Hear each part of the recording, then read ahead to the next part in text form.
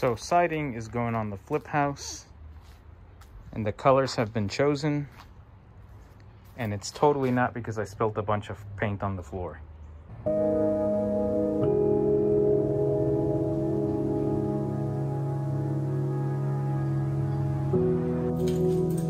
So putting up doors in a house shouldn't take longer than a day, at least a small house anyway, within reason. All right, guys, we're putting in some doors today, quick and dirty. I pre-measured, made sure that my door fit in the doorway. That is something that you always want to do when installing a door. Next, I installed my spacers, since we actually have about 3 inches of space left over. Don't at me, fam. These doors were cheap, so I'm gonna make them work. Next, I have a couple of sticks I'm going to use. Just nail them in like that. One at the top, one at the bottom so I can get through. Make sure my door is level and square. Nail it in, and it's that easy. You should be able to do a door install in 5 minutes or less. And honestly, it doesn't matter that you're nailing into your house here. It is a single nail, just to keep the door flush with the wall. And this hole ultimately will be covered by the trim. So we've got our bars up. They're gonna keep the door flush with the wall. Now we just align our door into the cavity.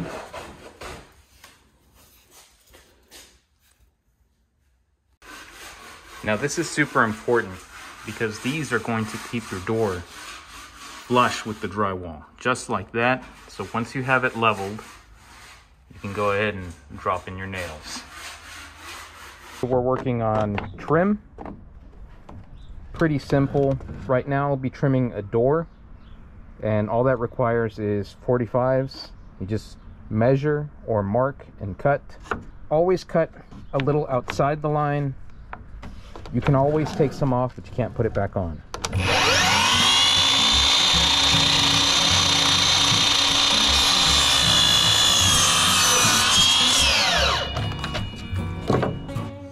Alright, so you guys can see I've marked up here on my door jambs a corresponding mark on both sides, and that is where I transfer the mark to the trim.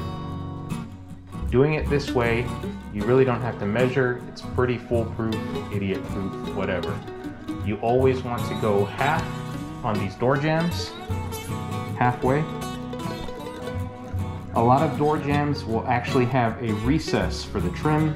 This, however, does not, so you've got to just eyeball it or measure and split the diff. So with that out of the way, let's go ahead and drop some nails in place. We're using the Ryobi with some rusty nails, airstrike nailer. Let's put a couple in, halfway.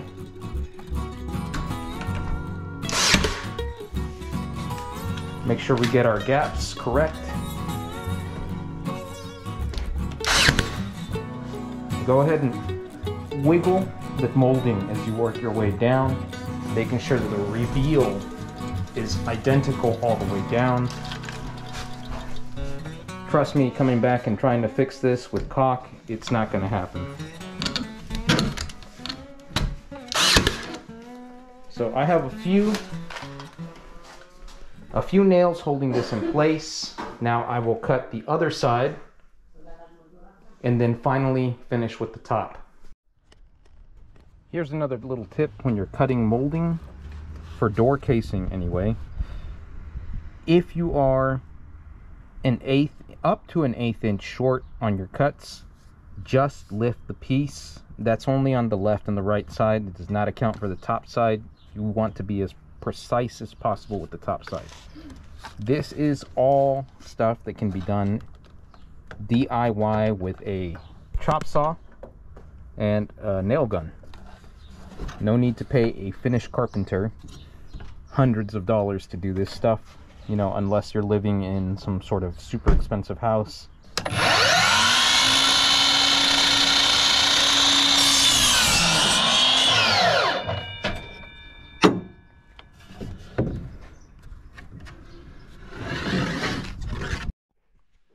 So now we've got our matching corresponding opposite side.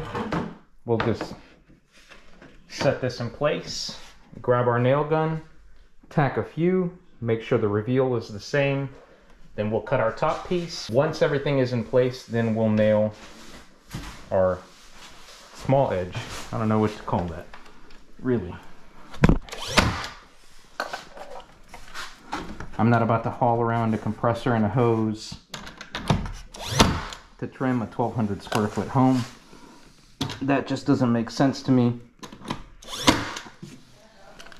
Easy. 4 nails will hold it in place till I get the top cut. All right, guys, I left this about 1/8 of an inch long. Let's go ahead and confirm.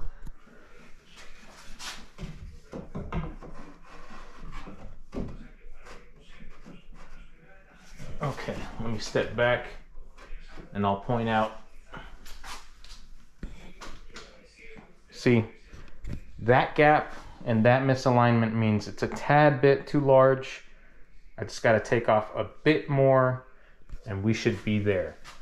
We can go ahead and mark the thickness, which should be about a blade. All right, let's go ahead and take that 1/16 off. It's about a blade's thickness.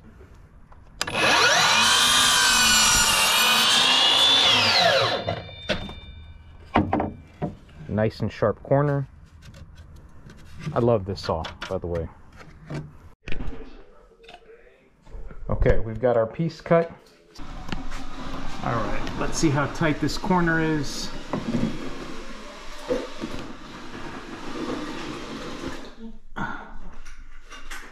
Okay, let's check. See if we cut enough off there. In all seriousness, let's put the real piece on there. We have minimal gapping, but that's really due to inaccuracies on the saw. All of the coves and grooves line up. We have a pretty tight fit. All that's left is to nail it in, nail our edges in, and this will get covered by caulk. All right, we're just gonna go ahead and finish this off.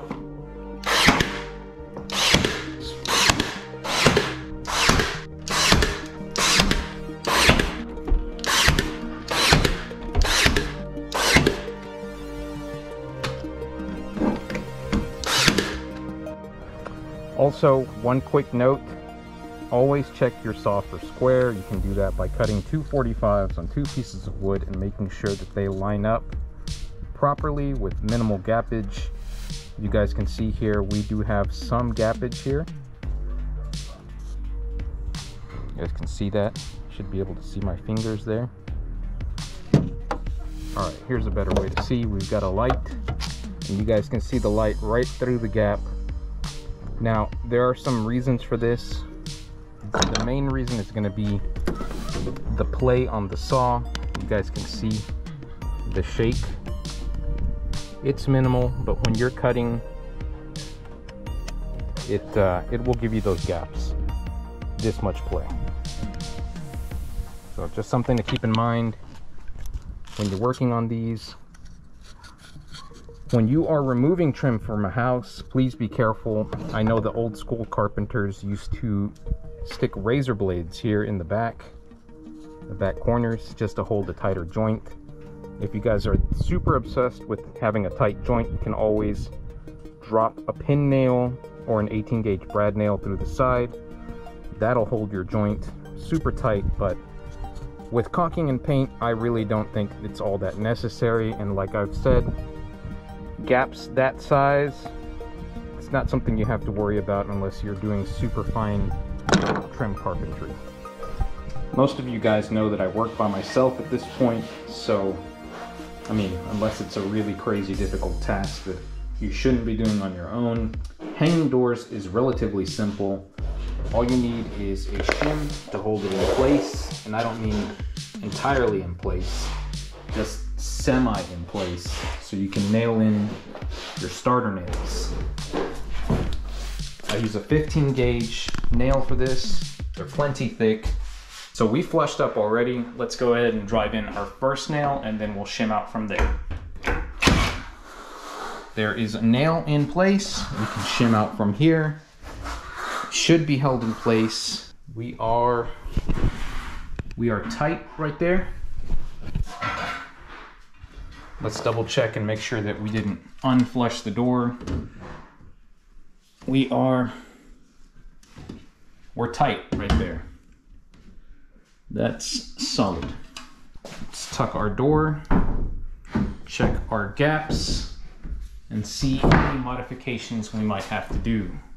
Let's double check that door, jam, and yep. We tilt it back this way, which means the bottom needs to come out to get square. Okay, so one quick note, aside from your reveals being a dead giveaway, if they're not bang on, always check your doorknob hole, keyhole, I don't know what this is called. If it does not line up within like a 32, you are not square. And you guys can see there, we are dead on. So let's trim this bad boy out and we'll be done with doors in the flip. Then you add your trim and you've got yourself a door.